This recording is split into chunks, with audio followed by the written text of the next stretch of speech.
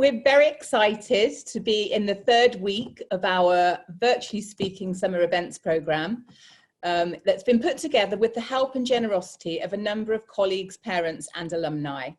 I'd like to start by thanking you all for joining this evening and supporting the initiative. Donations from each and every one of our summer events assist one of our bursary appeals, and this evening's will aid the upper school bursary appeal, a key part of our Inspiring Minds campaign. This year we saw a significant growth in the numbers applying for bursaries at each entry point, and we are delighted that our appeal will enable 5 new bursaries from September. Now on to this evening. If I could please ask you all to remain muted during the lecture and type your questions in the chat facility. This should prevent any duplication. Taylor will be delighted to answer your questions from the chat facility after the talk in a live Q&A session. Without further ado, we are delighted to welcome historian, author, award-winning TV producer and Latimerian Taylor Downing to talk on Churchill and the War Rooms.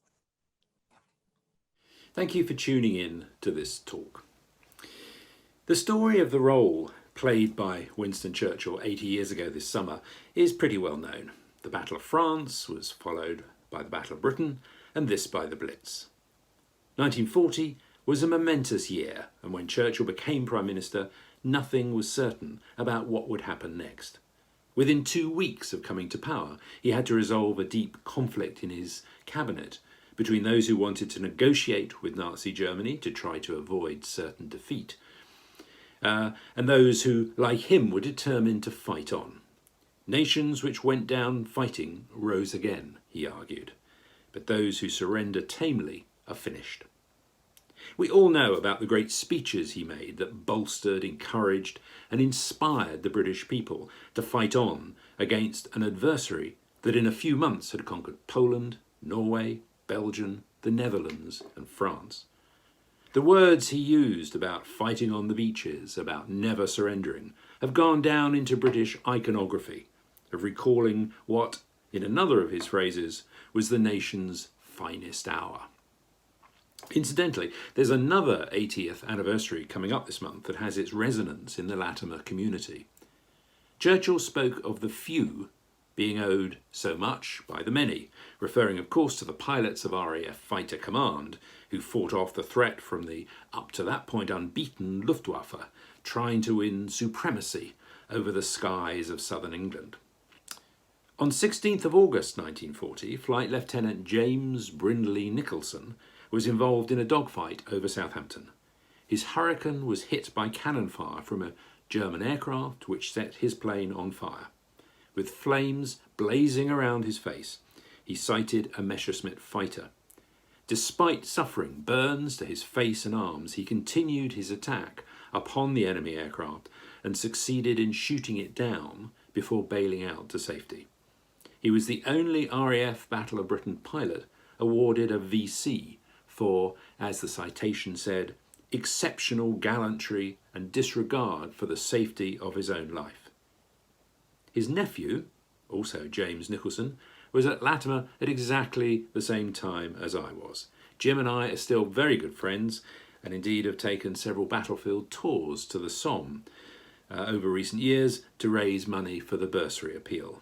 I'm sure we'll all want to celebrate with Jim the anniversary of his uncle's wonderful achievement on the 16th of August. Coming back to Winston Churchill and the purpose of this talk, the story of Churchill in the summer of 1940, as I say, is well known, but I want to look at this phase of our history through another prism, unusually around the story of a place that has become inextricably linked with him, the War Rooms below Downing Street that had been built before the war to house the key elements of the central government in the event of much anticipated bombing.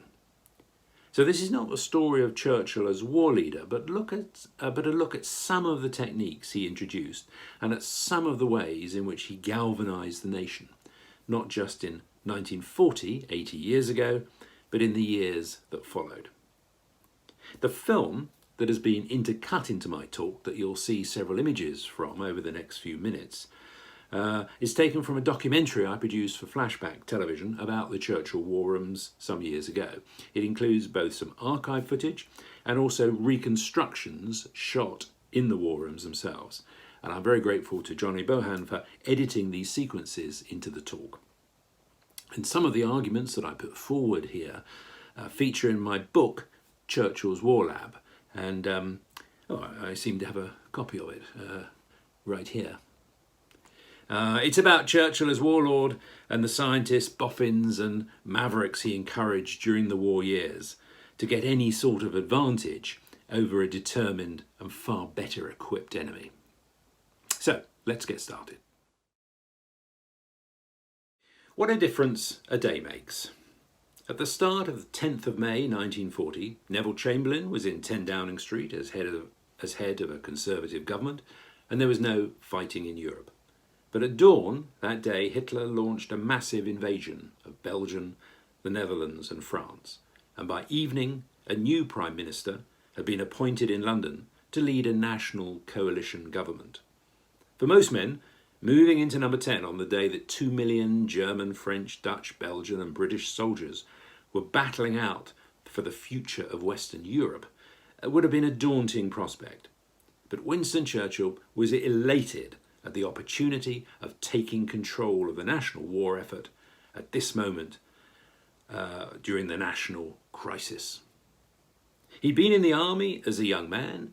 He played a major role in running Britain's war machine in the First World War. He was fascinated by military affairs and had written a great deal of military history. Churchill later wrote about that moment in May 1940, "I felt as if I were walking with destiny, and that my past life had been but a preparation for this hour and this trial." At the centre of Churchill's new administration was the War Cabinet, that initially consisted of only 5 members, although later in the war it grew in size. Churchill, as Prime Minister, also appointed himself Minister of Defence. There was no precedent for this. It gave him unique authority over all matters of military policy. His joint role put him in total control of Britain's military effort. There was virtually no aspect of the war administration he could not influence, and this would be a vital feature of his leadership. Showing no malice, Churchill appointed to the War Cabinet his predecessor, Neville Chamberlain, as Lord President of the Council, even though for years Chamberlain had derided his warnings of the threat posed by Hitler. But this wasn't just an act of generosity. Chamberlain was still leader of the Conservative Party, and Churchill, at this point of time, was still quite an unpopular figure in the party. He knew that he couldn't govern without Chamberlain's support. It was an astute political appointment. And as this was a national coalition, the leader of the Labour Party, Clement Attlee, was appointed Lord Privy Seal. Lord Halifax, as Foreign Secretary, was included, and the 5th member of the War Cabinet was Arthur Greenwood, the Deputy Labour leader. A few days after his appointment as Prime Minister, British and French troops were pushed back towards the French coast by the German blitzkrieg, Churchill visited the war rooms that had been constructed not far from Downing Street to provide an underground shelter or bunker for those leading the war effort. When he was shown the cabinet room that had been laid out to provide safety from bombing, he stood at the door and looked in. Churchill took the cigar from his mouth and said slowly to his aide, "This is the room from which I'll direct the war. And if the invasion takes place, that's where I'll sit in that chair. And I'll stay there until the Germans are driven back or they carry me out dead." The War Cabinet met every day for the first few months of Churchill's premiership. Usually in attendance were the 3 service chiefs, the men who ran the Navy, the Army and the Royal Air Force. The Chiefs of Staff formed a sort of battle headquarters, and they had their own meetings every morning, and at times of extreme crisis, often more than once in a day. The man who acted as liaison between Churchill and the Chiefs of Staff was Major General Sir Hastings Ismay. Churchill called Ismay his Eminence Kaki. Ismay became a faithful supporter and confidant of Churchill, and he was one of the few who came into post in May 1940 and stayed with Churchill for 5 long and immensely challenging years.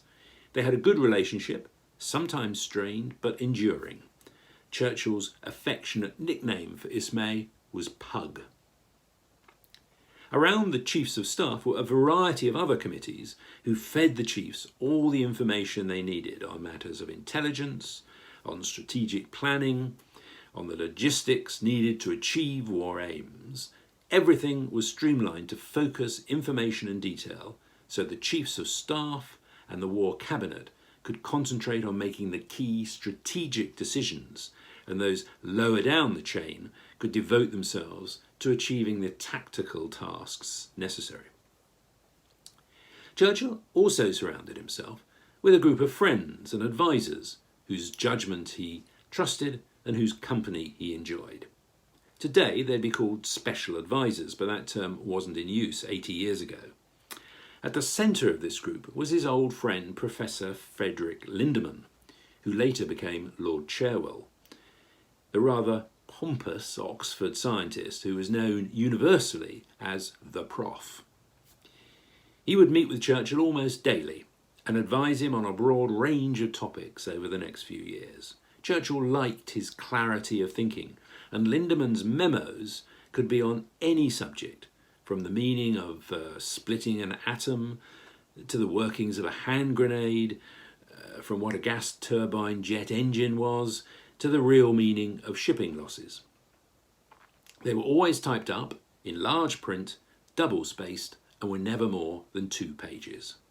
Lindeman sent him about 2,000 of these memos during the war, often 2 or 3 a day, offering bite-sized chunks for his boss's consumption.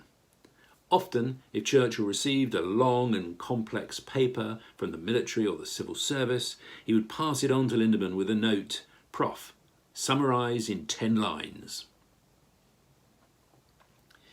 Another member of this inner team around Churchill was his son-in-law, Duncan Sands, who took on various roving commissions. Brendan Bracken, the trusted friend from the old days, acted as a wide-ranging political advisor and would later become Minister of Information. Desmond Morton, who'd supplied Churchill with valuable secret information during his wilderness years, became a sort of intelligence supremo. Sitting adjacent to the Cabinet Office, he had direct access to Churchill and acted as the PM's go-between with the several intelligence agencies. He was outgoing with a strong sense of humour, and his raucous laughter echoed up and down the corridors of Downing Street. Churchill now committed himself as war leader to the tasks ahead with immense energy. An endless stream of instructions, requests, exhortations, and diktats began to flow from the top, usually in the form of Churchill's increasingly demanding minutes. Rarely in history have so many orders come from the desk of one man. At no point in World War II was there anything equivalent from Stalin in the Kremlin or from Roosevelt in the White House. Over the next few weeks and months, Churchill was to inquire on an enormously wide range of issues. What progress is being made with rockets, with the development of sensitive fuses, with bomb sights, or with radio detection finding? Can Turin and Milan be bombed from England? Can more trees be felled to reduce the reliance on imports and save shipping? Can regular troops be moved from India? Can a better reserve be built up in the Middle East? How are the coastal watches and coastal batteries being organised? These minutes were often known by his staff as Churchill's prayers, as they usually began, "Pray tell me this," or "Pray explain why we cannot," whatever. It was through these directives that Churchill tried to shape the conduct and strategy of the war.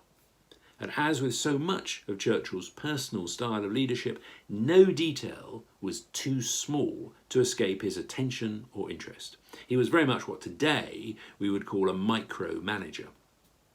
For instance, after Anthony Eden, his Minister of War, had suggested the creation of local defence volunteers across the country to utilise the skills and enthusiasm of ex-servicemen who were too old or for other reasons unable to join the military but still wanted to do their bit, Churchill sent off a note in which he wrote, "The word local is uninspiring.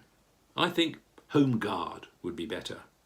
And so, with the dash of a minute, Churchill created a name that has become legendary in the British memory of this phase of the war.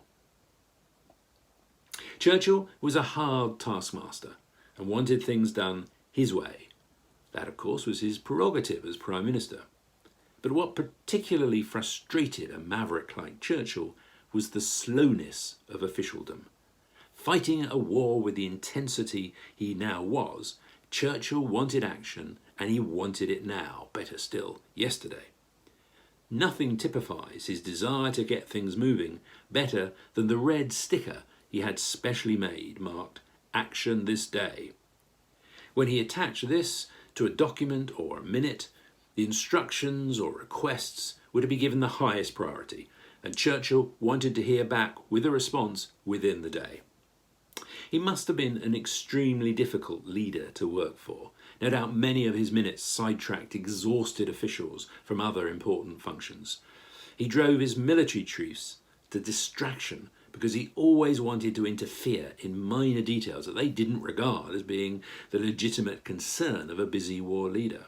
Why was this battalion stationed here? Why not move those artillery pieces over there? He was confident in his views, strident in his arguments, and would today, without doubt, be classed as a bully. But on the other hand, he was prepared to listen to opposing arguments. And when his military chiefs stood their ground, Churchill would usually give way and provide all they needed to support their point of view. Churchill brought an immense, restless energy to the top of government that it had definitely lacked under Chamberlain.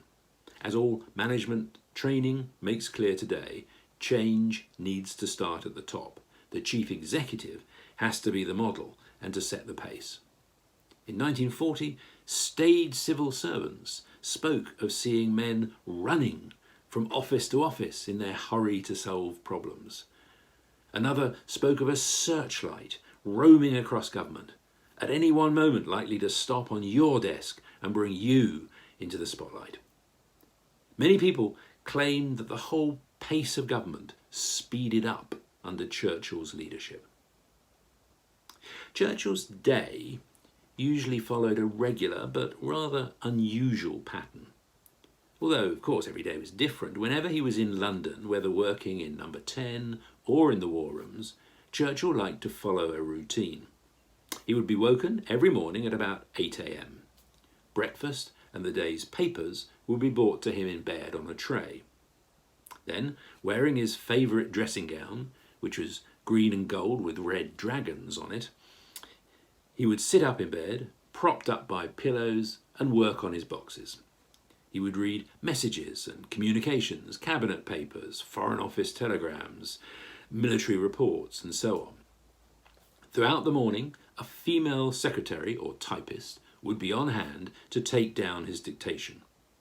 There was never time to take shorthand and then to type it up afterwards, so it was usually typed straight onto a silent typewriter, a set of which was specially made for him by the typewriter manufacturer Imperial.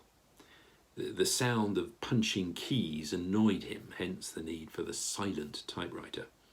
The typists were led by Mrs. Kathleen Hill, who'd been his secretary at Chartwell before the war, and who knew his fancies and foibles inside out. The secretaries who joined his staff during the war found him at first a terrifying figure. I interviewed one once, Elizabeth Layton, who said he was very demanding and it took some time to learn how to work with him.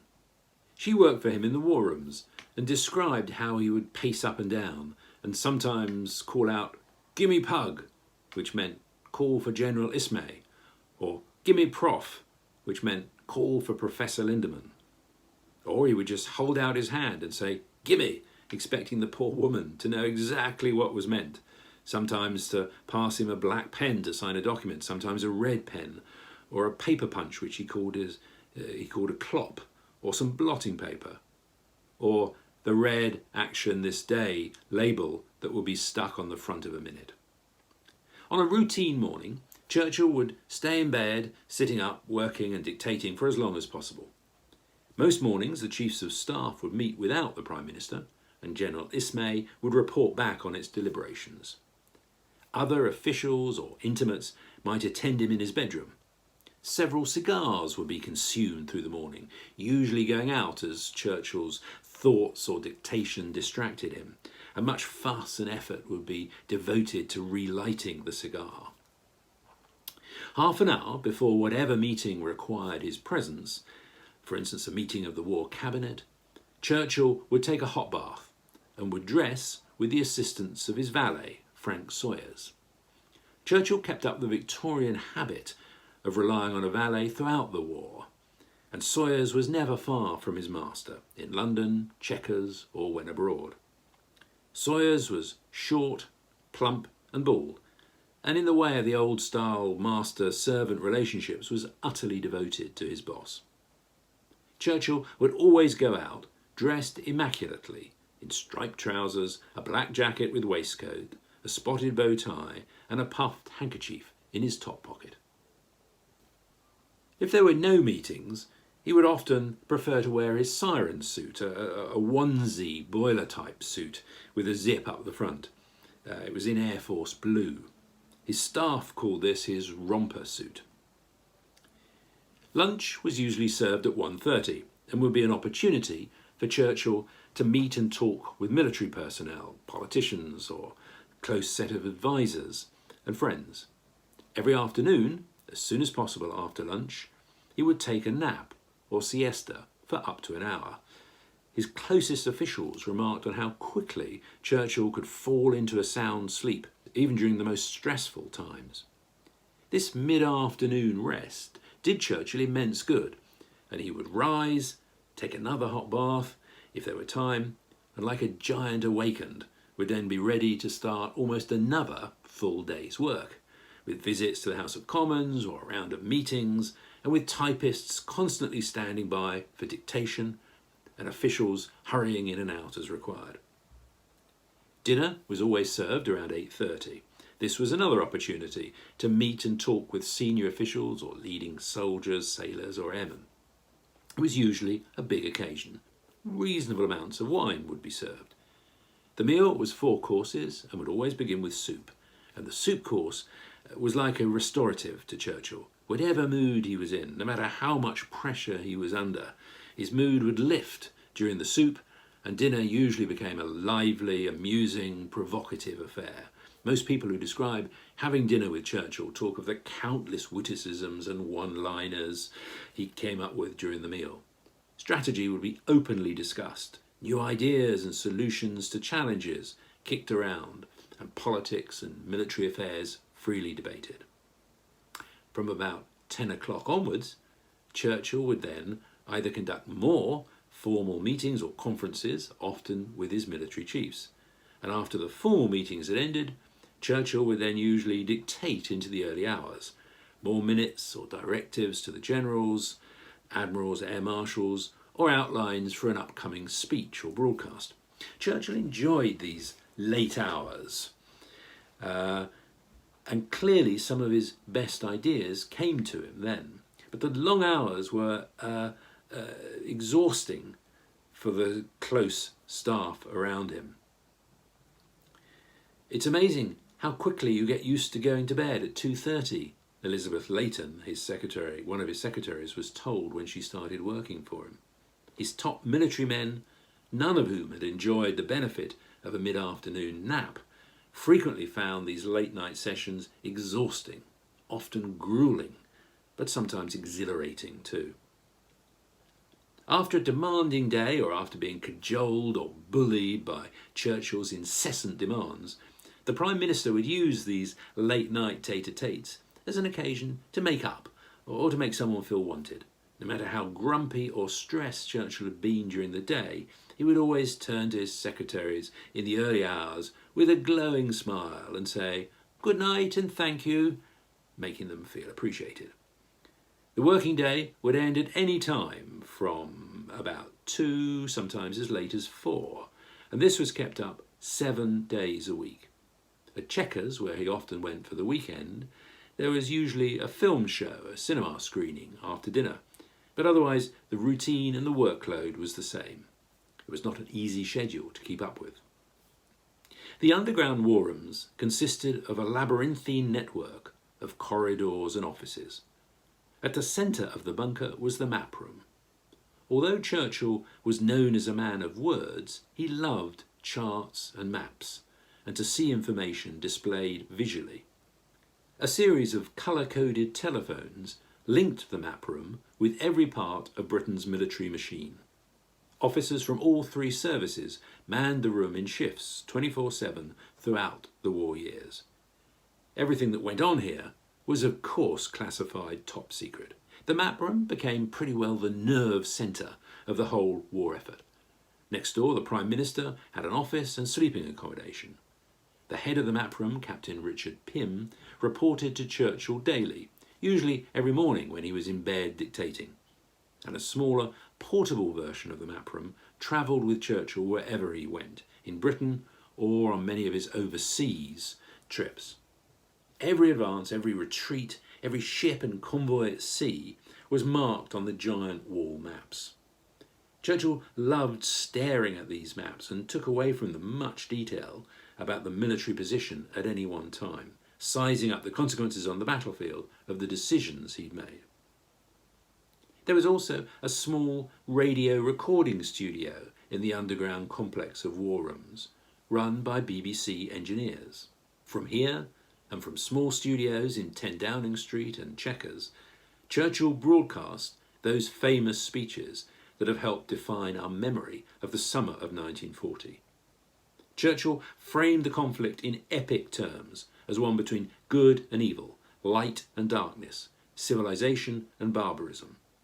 He had a strong sense of England's history and of its role in coming to the aid of Europe when a tyrant threatened to overwhelm the continent, whether it was the Spanish Empire, the French King Louis XIV, Napoleon, or Hitler. Without doubt, these speeches helped to inspire the nation to fight on when invasion seemed certain and defeat looked highly likely. The Prime Minister had to display leadership, guidance, encouragement, and ensure that the people of Britain never lost the will to fight on. This he did in magnificent form, and several commentators said that each of his major speeches was akin to adding another battleship to the British arsenal.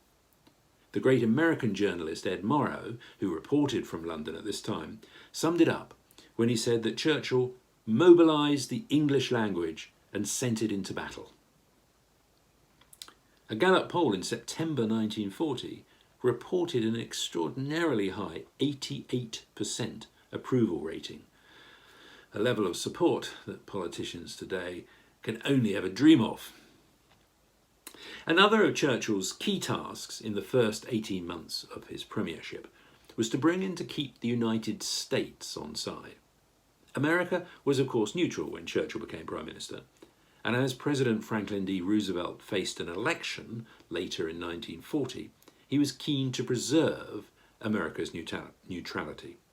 This was his public position at least, but Roosevelt realised how important Britain's survival was to American security, and he was personally very sympathetic to the plight of Churchill's island.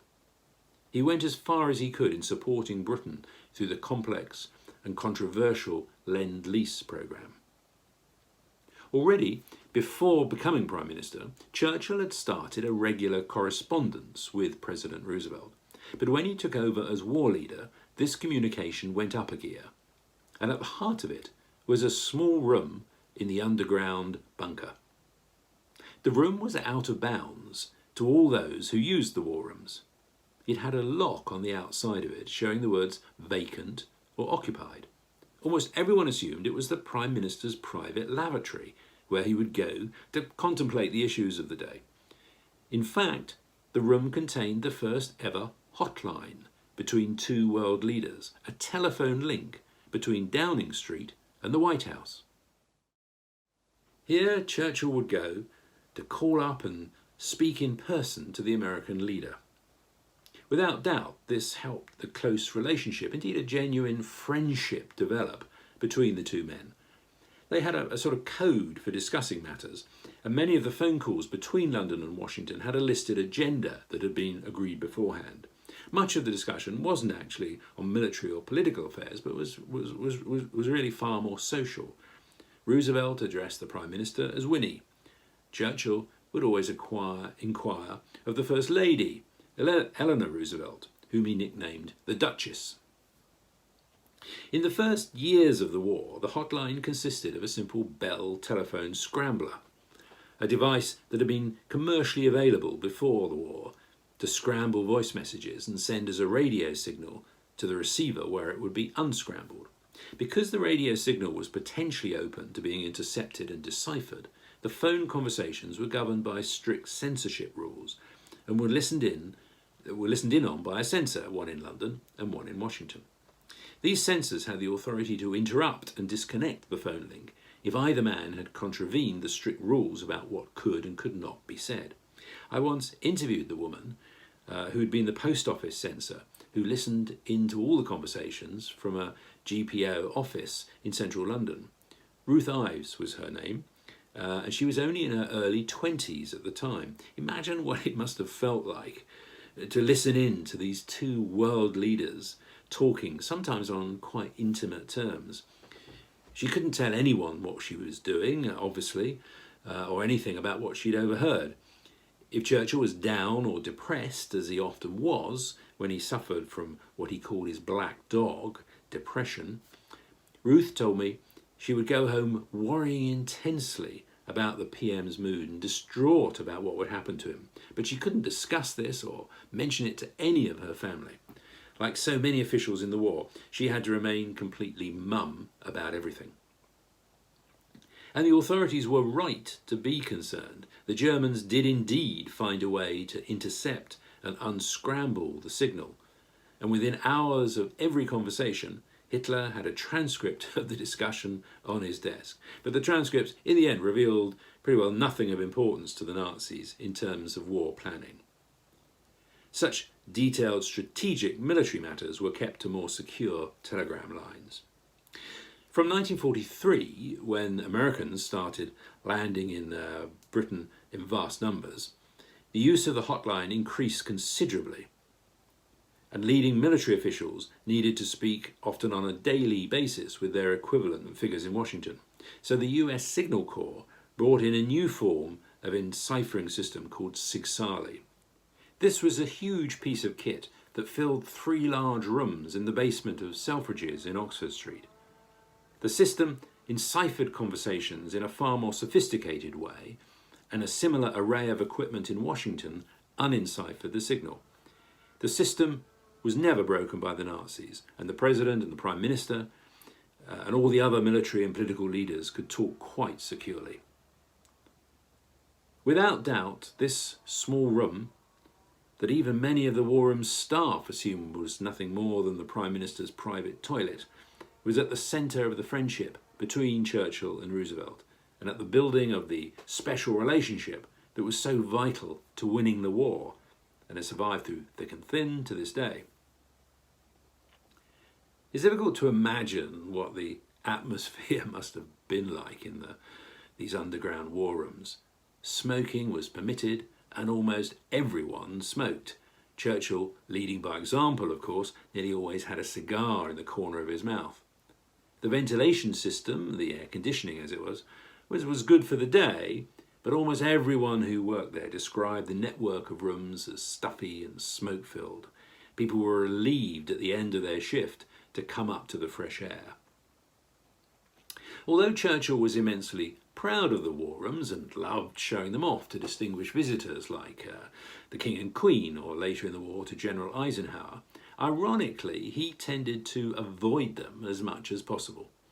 He only slept in his private suite underground there on a few occasions, and when the sirens announced the start of a bombing raid, Churchill was more likely to head up the nearest staircase to seek a vantage point for him to look out across London as the bombs rained down.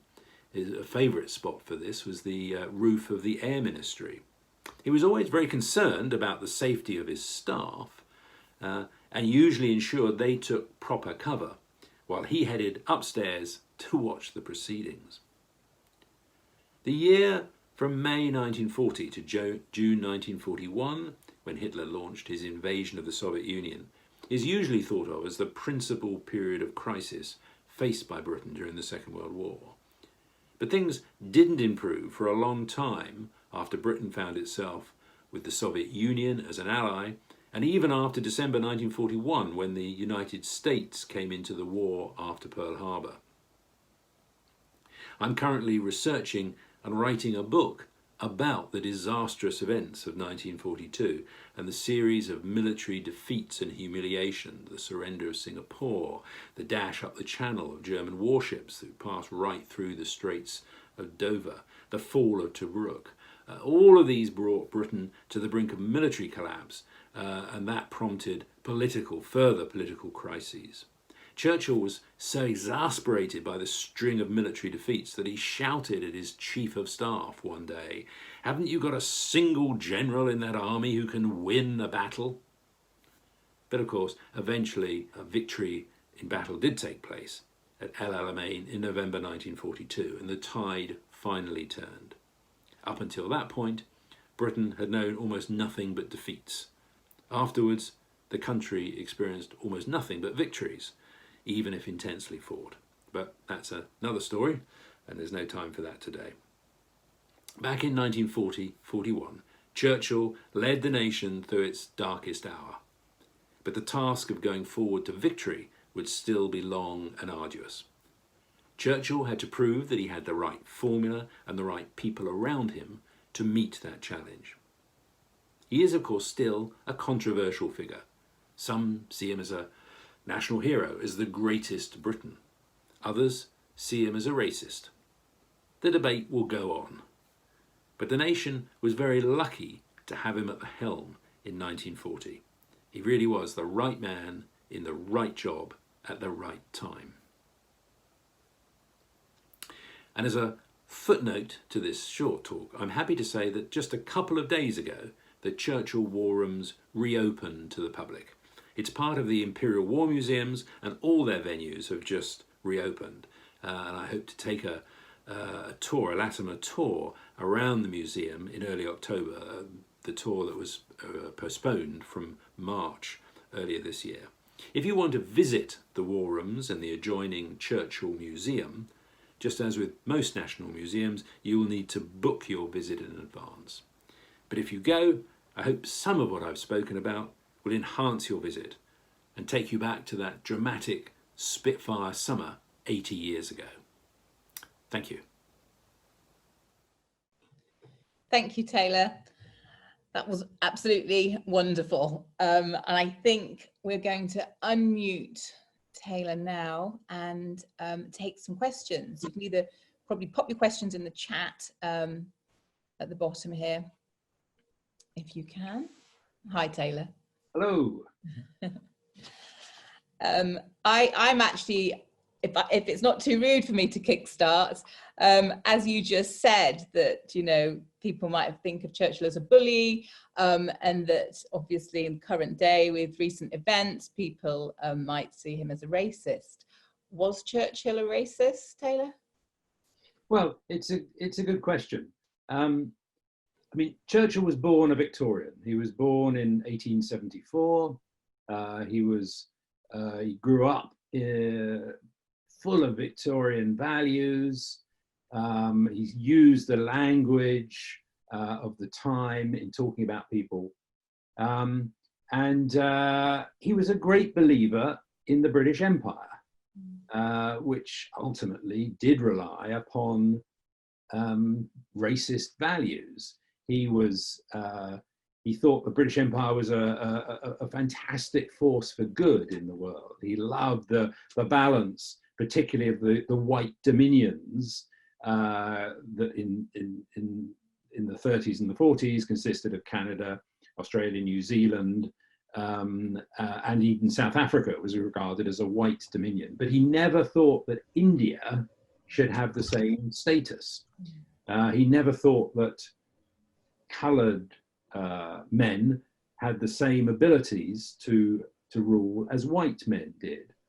And in the big story of the Bengal famine in 1943, which a lot of people point to today, it has to be said that he did not send the relief or organise the relief of the famine that he could have done. So I think probably the answer is yes, he was a racist. And he was a racist because British society at that time, and certainly at the time that he was growing up in the late 19th century, in the Victorian era, was based upon racist values. The belief was that it was the white man's burden to look after the rest of the world and advance the rest of the world. And Churchill saw the British Empire as a way of doing that. He couldn't understand why anybody, any nation didn't want to be. He couldn't understand why the Irish didn't want to be in the British Empire. He couldn't understand why the Indians were struggling for their own independence and their own nationalism. And so, yes, I think the short answer to the question is, yes, he was a racist, just as so much of British society and British individuals were racist at that time. Thank you. Has anybody got a question they'd like to add to the chat? Put it, there we are, Rory. Rory, are you able to unmute yourself? Yeah, I can. Oh, Hi. fabulous. I thought Churchill actually actively tried to get supplies to India during the famine from Australia and the US, and there was actually not very much shipping that they couldn't send food from the UK to India during the height of the war because of the submarine traffic, both the Japanese submarines in the Indian Ocean and obviously the German submarines in the Atlantic. It's a question of priorities, really. I mean, how do you prioritize all sorts of things? I mean, there was a big debate a couple of years ago about should the Allies have bombed Auschwitz in order to prevent the extermination continuing there. And the fact is, somebody had to make a decision about the priorities, and the decision was made not to bomb Auschwitz, not to stop the killing, because the best way to stop the extermination, genocide of the Jews, was actually to win the war. Yeah. And so likewise with the famine, yes, resources could have been organised, but they weren't. And I don't know the exact details, but certainly more than 1 million people died in the famine. So it is in wartime, and indeed at time of any crisis, as we know today, it's a question of prioritising. So what was your other question? Oh no, that was the thing to clarify, because there's always this discussion about Churchill and about the gassing of Iraqis as well pre the war when it comes across as gassing, but it was tear gas that he wanted to do to suppress the riots, which had just been invented around that time, and nobody goes into the detail of exactly what he meant by the gassing. So I think it's a bit unfair on him, certainly. But look, I think it's all the protests and all that have been extremely unfair on him and his legacy. I know I'm Jamaican and I grew up with the stories about Churchill from my grandmother and my grandfather. In fact, I can think of at least half a dozen Jamaican men of the era that are named Winston. Funny enough. So it's I think it's a sad story from today. Well, fair enough. I mean, Churchill was an enormously controversial figure throughout his life. He was controversial in the 1900s when he crossed the benches in Parliament. He was a Tory MP, Conservative MP, and he then became a Liberal, became part of a very radical Liberal administration that established unemployment benefits, pension rights, pension payments, and so on, social pensions.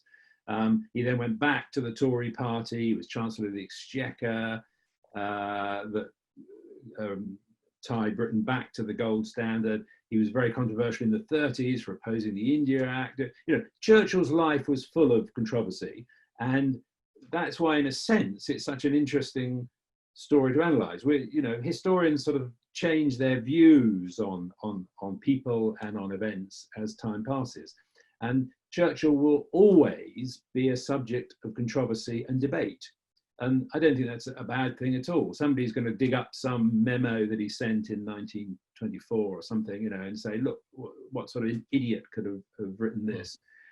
But, you know, that's history. That's part of the debate. And Churchill is going to be one of the most controversial, but also, I think, one of the most fascinating figures of the 20th century. Yeah, I think certainly, I mean, the two things that impressed me the most about him actually was that after the disaster of Gallipoli, when he was First Lord of the Admiralty, he actually, as penance, essentially, you know, quit the government and went and volunteered on the Somme as an officer, where the average life expectancy was probably less than a week for an officer, as penance for the disaster of Gallipoli. And then the second thing I liked that I heard about him was when they interviewed the Russian translator for Stalin at the Alta conference. He related a story that when Stalin was referring to Roosevelt, he would say, "Him I can deal with," but when he referred to Churchill, he says, "Him I don't trust." and I think that's the kind of leader you need in times like these, when you have even your own allies are, shall we say, a little bit dodgy. So anyway, I'll leave it at that. It's a great story. Yeah, I like that story. There's a few more questions, Ted. I'm not sure if you can see those. One from Tanwyn, Claire, and Greg. So fire away. Tanwyn, do you want to unmute yourself? And Christine? Yeah, mine is a very simple question. It's a well-earned, well-used quote. I first had to write an essay on it myself in relation to Alfred the Great many, many years ago. Some are born great. Some achieve greatness, some have greatness thrust upon them. Where does Churchill sit on this continuum? Well, that's a very interesting point. I mean, in many ways, Churchill fits all of those targets. He was born great in the sense that he was on the sort of minor side of one of the major aristocratic families. The Churchill family, the Marlborough, he was born at the Blenheim Palace. His cousin was the Duke of Marlborough. So he wasn't, and his father was a leading Tory politician who became Chancellor of the Exchequer. So he wasn't born into obscurity. He wasn't born in a back street in Nottingham. So in a sense, he was born into greatness. Achieved greatness because he had a long life. A lot of people have said that he had a road accident in 1931 in New York, that he was knocked over by a yellow cab. And a lot of people have said, had he died then, he would have died without having achieved very much in his life. I would disagree with that. I think throughout his life, he was an achiever. He pushed people throughout his long life, just as I've described how he did in the war. But did he have greatness thrust upon him? I think the fact that he became Prime Minister, the fact that he led the nation at this critical point in 1940, when the country really could have gone down, I think means that he certainly had greatness thrust upon him. You know, it's difficult now. It's difficult looking back on those events 80 years ago this year. Difficult looking back on those and remembering quite what it must have been like. We know now what happened. We know that we survived, that the Germans didn't invade. We know that we went on, we won the war, and isn't that wonderful? The fact is, living through that every day was the possibility of a major invasion from a country that was militarily so successful, had been so dominant, so powerful, had conquered Poland, Denmark, Norway, Belgium, Luxembourg, the Netherlands, France. You know, the sense of it just not being worth going on. This is too crazy. Let's negotiate with Hitler. Let's get a reasonable deal at this point of the war, and I'm sure we can live with the Nazis, you know, rather than face invasion. Churchill was determined, as I said briefly in the talk, you know, that wouldn't happen, that wasn't the way to go forward. And he offered people the sense that was possible. He offered people that there was a reason and a value and a purpose going on with, and that we could be successful by carrying on. And I think that was a moment of real greatness. And so he had his moment in time. So very simply, to answer your question without going on too long, yeah, I think he was born, if not great, then into greatness. He certainly achieved all sorts of great things through his very long political life, but he had greatness thrust upon him because he was at a crucial turning point. He took the right decisions as we see them today. Bit of a cop-out, but... Well, something of a lawyer's answer, but thank you very much. Well, I'm not a lawyer, so... No, but it's a good answer. Thank you. We've got a number of questions here still, Taylor. We've got Claire. Would you like to unmute yourself and ask your question? Hi. Just simply to know what you think was the reason that there was the turning point from that series of disasters and defeats to a series of victories. Is it luck? Is it leadership? Well, I mean, ultimately, from the point at which Britain was no longer fighting on its own, I mean, it had its empire behind him. It's wrong for anyone to say that Britain stood alone in 1940. We had a very large empire supporting us. But from June of 1941 onwards, the Soviet Union, Hitler attacked the Soviet Union, so they were an ally. Churchill famously had tried to destroy the Soviet Union in its early years by sending troops to attack the Bolsheviks. And when he heard about the attack on the Soviet Union, his aide said to him, well, might it not seem a bit strange, Prime Minister, that after all your opposition to the Soviets, to the communist regime, you now want them as an ally? And Churchill famously said, well, you know, if Hitler invaded hell, I'd put in a good word for the devil, sort of thing. So with the Soviet Union, and then from Pearl Harbor, 1941 onwards, after Japan attacks America and Hitler declares war on the United States, I think with the Soviet Union and with America on our side, I think it was going to be very unlikely that Britain would lose the war. And certainly most people felt that at the time. If you look at the polls, the work that mass observation was doing, and other people felt, well, now it's not a question of if we win this war, it's a question of when. So ultimately, I think there was going to be sufficient military resources, sufficient capabilities, sufficient fighting power to turn the tide of the war. And that did come at the end of 1942, both in the desert, at El Alamein and joint American British landings, but also at the Battle of Stalingrad that happens at almost pretty much the same time. And that really is the key turning point battle of the entire Second World War. After the Germans have turned the defeat, the titanic struggles on the Eastern Front become really where Nazi Germany is defeated in the Second World War. So, I mean, that's a very short answer, Claire, to, you know, what could be several weighty tomes. But I think, as I say, with allies like the Soviets and America, inevitably at some point the war was going to turn in our favour. Thank you. Great. We've got a question from Greg Delaney. If you'd like to unmute yourself, you have. Thank you. Yeah, hi, Taylor. Thanks very much. I just wanted your perspective on a question really about Churchill's military leadership.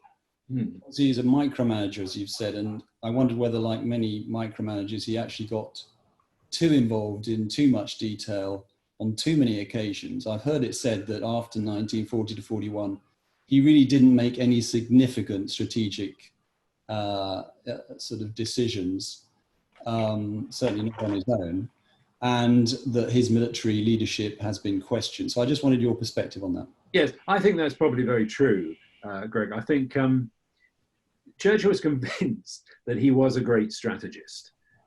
He'd studied military strategy. You know, he'd written a 3 or was it 4-volume history of his ancestor, the Duke of Marlborough. He'd written a lot of military history. He'd analysed the forces going backwards and forwards in the First World War and so on. And he was convinced that he knew how to win battles, but also to come up with the strategy. Most people today, most historians don't feel he contributed a great deal, and he drove his military people to absolute distraction. Alan Brooke, who became the chief of the Imperial General Staff at the end of 1941, who had the closest military relationship with him for the longest time, to the end of the war, was absolutely driven mad by Churchill's constant meddling. You know, why don't we move that division here? Why don't you put them over there? Why don't we move that ship to here? Why don't we move that? You know, all this sort of stuff. And the view was at the time, and I think I would probably adhere to that, that he was still fighting a war, the last war. He was still thinking in terms of human wave assaults. He was still, didn't really grasp the power and the ability of armored warfare, of armored weapons to sort of break through. I don't think he was a great strategist at all. But what he did do in all this constant sort of late night, you know, he'd call his military leaders together at 12:30, at midnight, you know, after they'd all had long, exhausting days, hadn't had the benefit of the siesta that he'd had, and demand, why aren't we doing this, or why isn't that happening, and berate them. But that kept them on their toes, and I think that probably was a good thing. I don't think he came up with any war-winning or battle-winning strategies himself, but he kept everybody on their toes, and in a sense, that's what his government was about. He kept everybody thinking, is this the right thing to do? Have I thought of all the options? Have I considered the possible eventualities here, and so on? So I think, no, he wasn't a great military leader, although he thought he was, but he was very good at getting the best out of people in a way that today we would find very, very difficult to accept. You know, he was a bully, as I said, there's no question about that. And people today find that, you know, abhorrent. But I think it worked in the relatively limited world that he was operating in the 1940s. Thank you. Yeah, that's a really... I hope that's a brief answer, Greg. Good answer. Thank you. Taylor, I can see we're running close to time, but I am really keen to ask all the questions if you're okay to stay on. Yeah. How many questions have we got? Oh, another probably three or four maybe. Yeah. Christine, would you like to unmute yourself? Yes, thank you so much, Taylor, for this interesting presentation. We wanted to ask to get your views in terms of the sentiment at the time in the 30s. There was a lot of sympathy with Germany and the economic prosperity that was driven then at that time. I mean, what really made or compelled Churchill to oppose Germany at that time? What made him take this contrarian view? Yeah, well, Churchill wasn't initially opposed to the Nazis. When Hitler came to power in 1930, Churchill was due to meet Hitler, actually. When Churchill was writing his Marlborough book, he was in Munich. He visited the Blenheim battlefields and so on, and he was due to meet with Hitler, who he thought was a very interesting, young, bright chancellor. The meeting didn't actually take place. Hitler didn't turn up at the agreed venue. But when Hitler became chancellor, he didn't immediately, that didn't immediately sound the alarm bells as far as Churchill was concerned. What happened was, over the following years, he realized that the Nazis were using sort of appalling violence against their opponents, whether they were political opponents, whether they were Jews who were being rounded up. He was very, very disturbed by the stories that he heard and were reported to him about the rounding up, not at that point the mass murder, but the rounding up of Jews. And he soon came to realize that the way to deal with a man like Hitler wasn't to give in to his demands, wasn't to say, okay, well, you can have this as long as you don't want anything further. But you had to stand up to him. And the policy of appeasement, the policy of the Chamberlain government, was the opposite. Chamberlain believed, when Hitler said, this is my last demand, once you've agreed to this, everything will be fine, we'll have peace in our time. And Chamberlain believed Hitler when he said that. There are wonderful, very, very embarrassing statements by Chamberlain when he says, this Hitler's a fine fellow, I think we can trust every word he says. You know, really embarrassing, silly sort of stuff in retrospect. Churchill didn't. Churchill said, this man is a tyrant. He uses violence against his opponents. He tricks and deceives his other international leaders. We cannot trust what he says. If we give in to his demands, then he will just go on making more and more demands. And that was, Churchill was really one of the first to see that. Just as at the end of, or just after the Second World War, he was the first to say that the Soviet Union was going to become the new enemy. He called the Cold War pretty well long before many other people did. And in America, he's now revered today as somebody who spotted, who sort of identified there was going to be a Cold War following the Second World War. So anyway, going back to the 30s, that's another story. The Cold War is another story. Going back to the 30s, I think it was this sense that Hitler was not to be believed, that he was using bully boy tactics, that his Nazi thugs were beating up opponents on the street and throwing Jews into camps and so on and so on. And he was certainly the very first to see that. He was saying all this to a society, to Britain, that was desperately hoping not to go to war again. Every village, every town had its war memorial that had been constructed in the 20s, listing the names of the dead. We're all familiar with them. They're still there today. There were millions of people, men in British society, maimed, who'd lost limbs or who had psychological scars from the war. The sense that we must never go to war again, this was the war to end all wars, was very, very strong in Britain. So Churchill was not at all popular when he said there will be war unless we stand up against this man Hitler. People said he's warmongering, he's beating the drum of war, that old warrior, who's obsessed with war and so on. So it wasn't a popular stance to be taking, and he didn't win many friends until late 1938, 1939, when people began to realize that everything he predicted was beginning to happen, that this was not a regime you could trust, and that they wouldn't just stop with the Rhineland, they wouldn't just stop with annexing the Sudetenland, they wouldn't just stop with taking over Czechoslovakia, then it would be Poland, and where would it be next? So popular opinion, he was very much an isolated voice through much of the 30s, in his wilderness years, as he put it himself. But finally, he became the man who got it all right. Hope that's a brief answer to your question. Yes, thank you. That's great. We have a question from Jim Smith. Hi, Jim. Hi, Taylor. That was fantastic. Thanks. Really, really interesting. I have a question more to do with modern times. How would Churchill have handled a global pandemic? Oh dear. He'd have relied upon people like you, Jim. He'd have relied upon the scientists. That's me. To come up with the answers.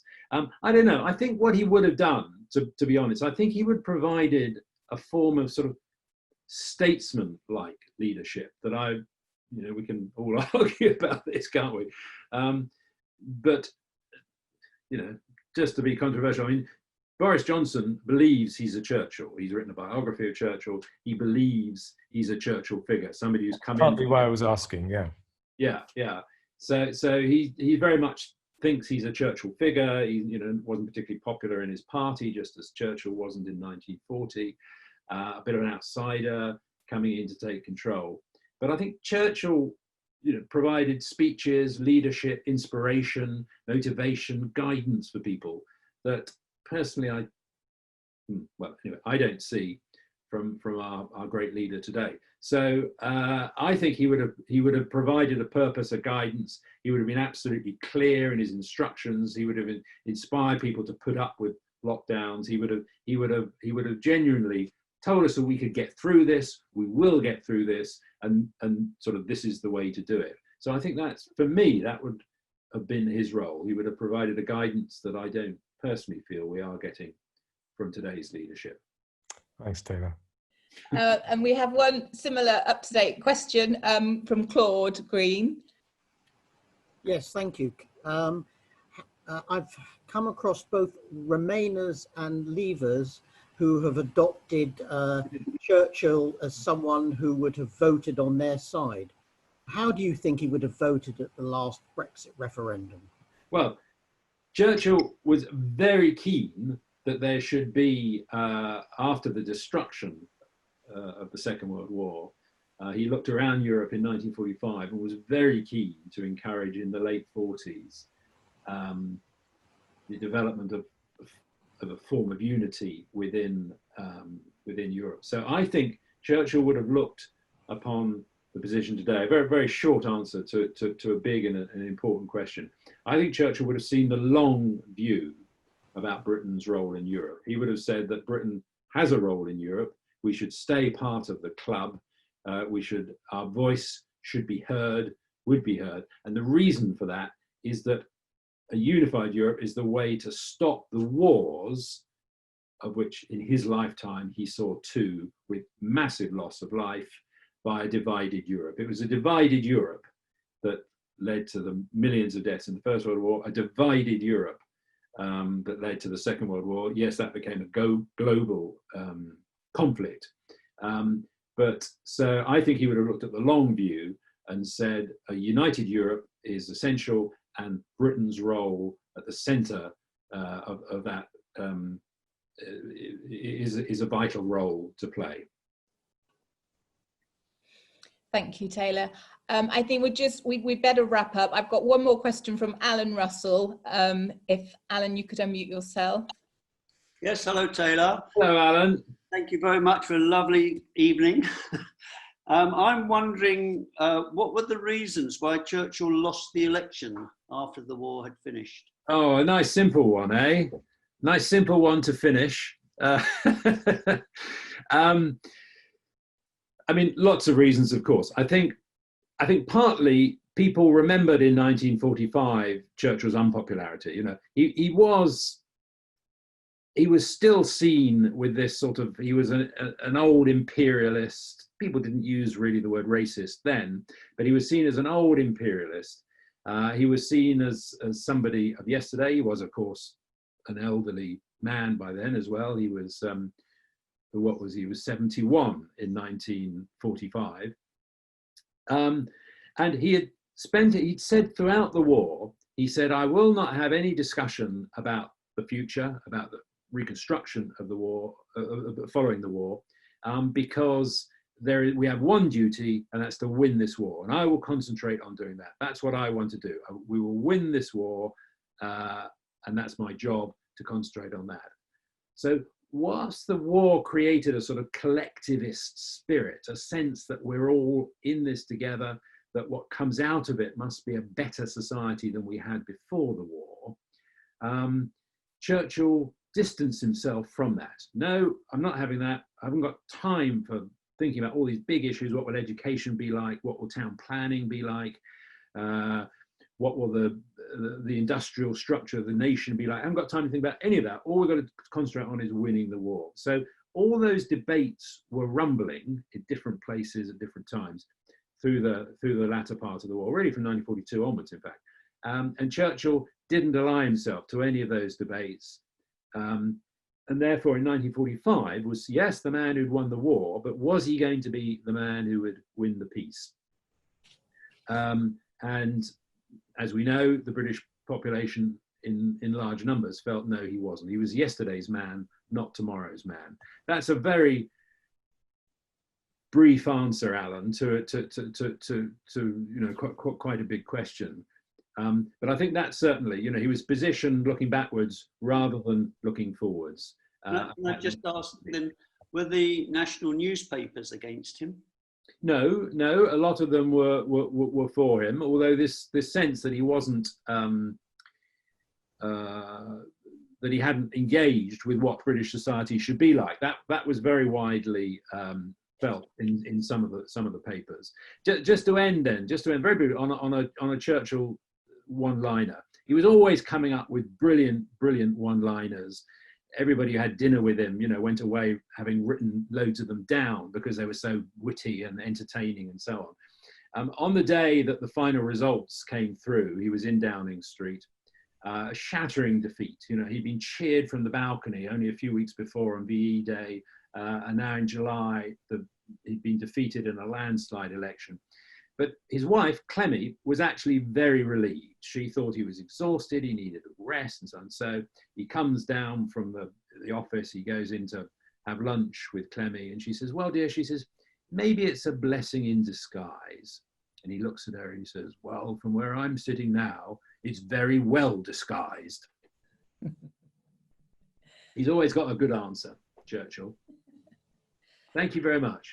Brilliant. Thank you so much, Taylor. I think the audience will agree that this was a truly inspiring evening. I think we could carry on asking you questions all night. But thank you so much. It's been wonderful. If you enjoyed this evening and you would like to join us again tomorrow lunchtime even, from 1 till 2, we have former Latimer History of Art teacher Robert Orme giving a talk on abstraction. Hear about the many types of abstraction from Paris and Germany in the early 20th century through to New York in the 1950s. And next Wednesday evening, we've got an evening piano performance by Latimer's Head of Economics and pianist Mark Wallace. So if you're a lover of jazz, don't miss Mark playing. He's playing the American Songbook, including Gershwin, Porter and Duke Ellington. Totally recommend tuning into that. My final shout out this evening isn't for one of the summer virtual events, but for the head, David Goodhue, and Latimerian Sir Jim Smith. You'll have seen in the chat Jim's link earlier, but they are both taking part in the Prudential's My Ride London on the 15th to 16th of August. And they're cycling 100 miles to raise a target of £200 for the bursary fund. They've already got to a quarter of their target, but I'm certain a little more support would be very, very much appreciated. We've included the link as well in the chat for the Virgin Giving fundraising page, should anyone wish to make a donation. For more information on all of our upcoming events, please visit our website, or again, you'll see the link on forthcoming events in the chat right now. That's about it from me. If you want to copy or click on those links, please do so now before I close the meeting. Otherwise, thank you so much again for joining this evening. Thank you, Taylor, for a wonderful lecture, and hopefully we'll see you all again very soon. Good night.